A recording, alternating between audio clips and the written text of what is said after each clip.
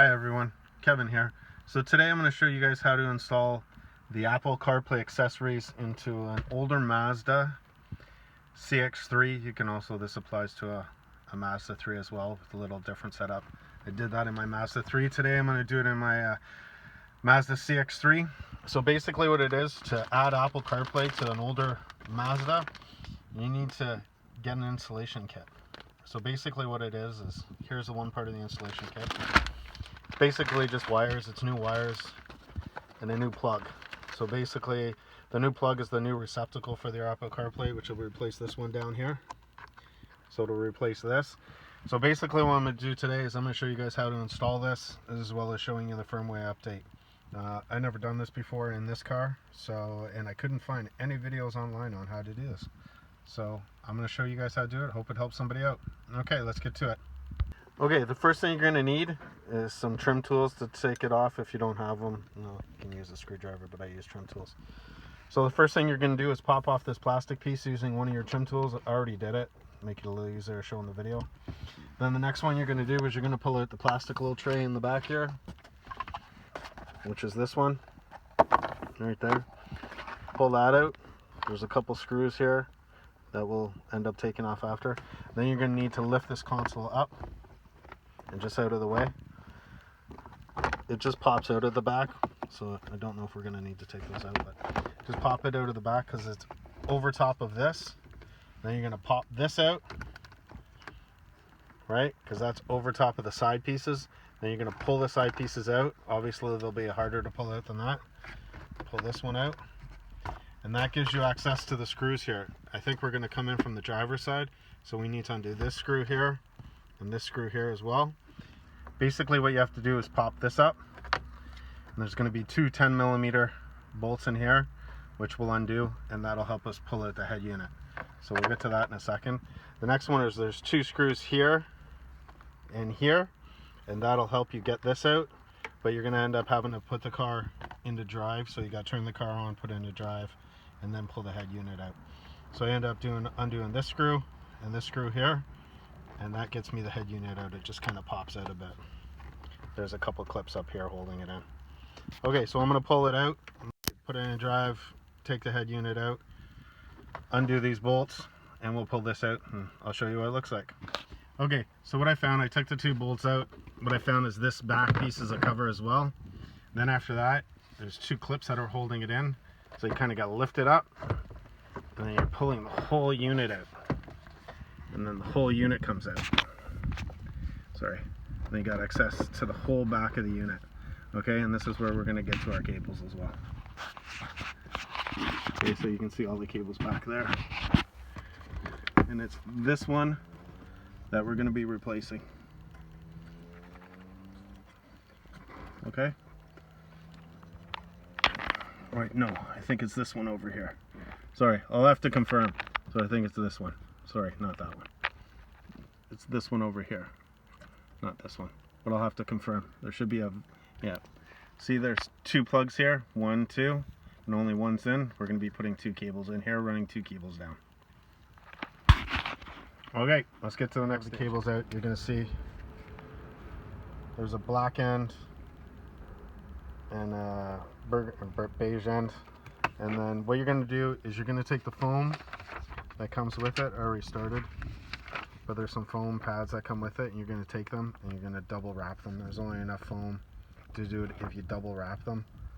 So you're going to start doing that. I'm going to take them out. You just fold it over and double wrap the two lines together. And this is going to protect your lines while you run it through. Now this is one of the stages you're going to need to complete. Okay, I'll finish this off and then we'll run the wires and I'll show you what it looks like. You're going to need to take this little footwell cover off on the driver's side. It just pops right off. It's just in front. So you can see it's just in front by your right feet. It just pops right off. And then what you're going to need to do, and this is where it gets hard, is you're going to have to climb inside here. And you're going to find the wiring harness, which is all the wires. You're going to reach back way inside there, and you're going to run the cables down beside it. So I know it's hard to see in there, but it runs, if you just run it right down beside it, it'll come right out at the bottom. And then what we're going to do is we're going to fish it up to the back of the stereo. And I'm going to have a mile of extra cable, as you can see, so I'm going to have to wrap it up. And that's why I made it short and didn't put the insulation all the way all along it, because I know I'm going to have to wrap it up and cover it up, because it's going to be way too long to go this little distance. Okay, so I'm going to finish the rest of it, get it back into the back of my stereo, and I'll show you guys what I did. What I did is I basically wound the cable back up. There's a ton of extra cable. I left a little bit out, so I got a little bit on this side, same on the top. And then I'm going to tuck the cable in here, right in here, because that way it'll be covered. And I'm going to tuck it in like that. And then there's no real place to clip it that I can see without going onto the air conditioner line, which I don't want to do, or the heater coil.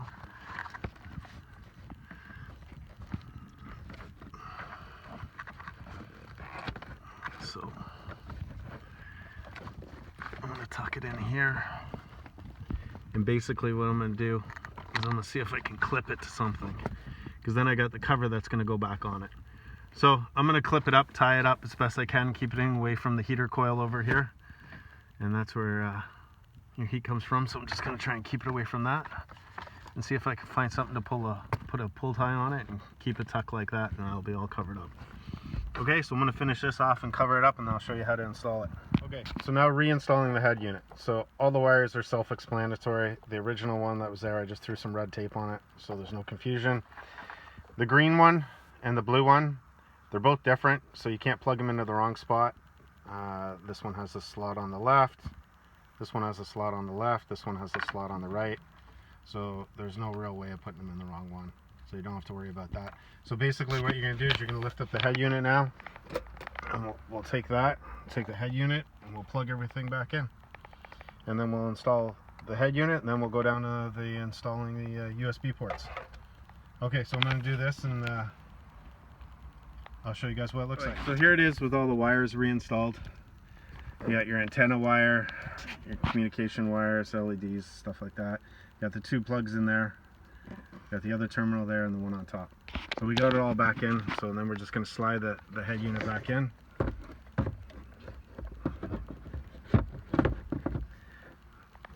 So it's going to take a little wiggling to get it back in. I'm going to use 2 hands because we're going to have to make sure we got the cables out of the way as well. But it should just slide in just like that. See, just kind of fastens in there. And there's 2 clips you push down, and it's back in. And then you put your back plate on, and then we're going to put our 2 bolts in, and then we're going to put our front plate on. Okay, so we'll get this done, and then we'll take it from there. Bolts back in. We got the head unit back on. Be careful, because it scratched up my dash a little bit, so now I got to repair that. So, which isn't a big deal, because it's just kind of surface color scratch, so I can just kind of blend that in with a little bit of gray marker or some gray stain, kind of take the white out of it so it won't be as noticeable as much. But you want to be very careful of that, because it does scratch the snot out of it pretty good. Okay, so we got this back in, that popped back in, the bolts. So now we're going to put this in. So basically what I did, I ended up having to remove the whole thing, so because it just made it easier. So there's just a clip on the back of this one to do it. Same with this. It's just, this is the 12 volt power supply. It's just a push on the top of that one, and the same with this white one. It's just a push on the top of that to pull them out. And then we got our new cables that we're going to install. Okay, so here's the difference between the two. So this is the new one, and you can see the little phone adapter. So that's for either Android can go, I think, into both of them, and then Apple has to go into the top one. And then you have your SD card for if you have navigation with it, but you don't need that no more once you have Apple CarPlay. And so here's the old one. So here's the old one. It looks very similar. Mine has SDS card in it because it came with that, and it doesn't have those ports, but they're very similar. And then the back of them are a little different. Okay, so there's the 2 plugs. I don't know what the middle one is there for, because I only have these 2, and this one, I don't know what that one's for. And this one just has the 1. I'm not sure whether you could have used this cable or not, the old one, but I'm not going to go through that and try it and find out that it was a waste of time doing it. So I just put the 2 new cables in, hooking those up.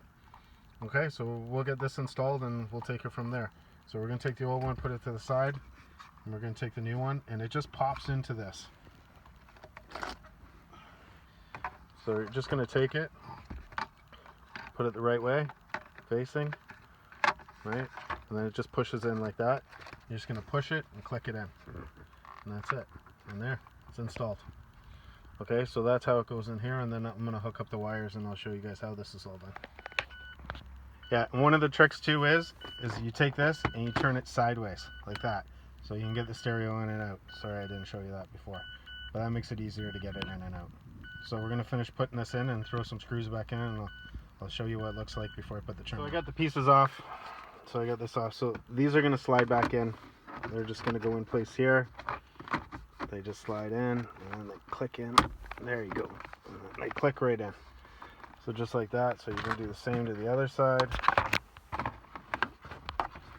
Come over, slide it down and under, line it up, make sure you got it in where it needs to go, and it just clicks in like that. So they just slide in, and then for this one, just straighten it up, make sure it's out of the way there, and then you're going to push it down,